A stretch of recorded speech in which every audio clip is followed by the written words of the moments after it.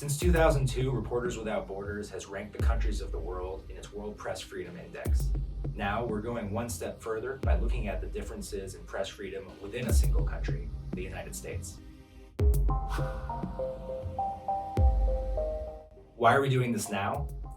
Well, Americans go to the polls on November 5th to elect a new president. But in reality, the election is going to come down to a small handful of swing states where the race is most competitive. So if these are the most important states in the most important election, we need to look at what press freedom is like in these places.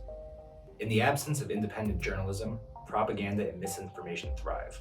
Voters need actionable information so that they can make sense of the issues and the candidates before them. There is no democracy without journalism. We asked journalists and media experts in Arizona, Pennsylvania, Nevada, and Florida about the experiences in their state. We then combined that with data on news deserts and the economics of the news in order to get a better picture of what it's like to do journalism in these states and to consume journalism in these states. Florida is one of the worst news deserts in the country. There are over 300,000 Floridians without access to a local news source. That's about equivalent to the entire population of the city of Orlando. Pennsylvania has some of the worst economic conditions for journalism. The median wage for a journalist is barely more than half of the living wage needed to support a family of three. Arizona has a political problem.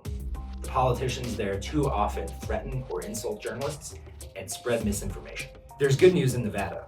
Despite the high-profile murder of Jeff German in 2022, journalists there are largely satisfied with things including safety. Here are a few things that everyone agreed on. Salaries are too low. Governments are ignoring requests for public information. Too often, public officials stall or even outright ignore the requests that journalists make for public information that they need to do their jobs.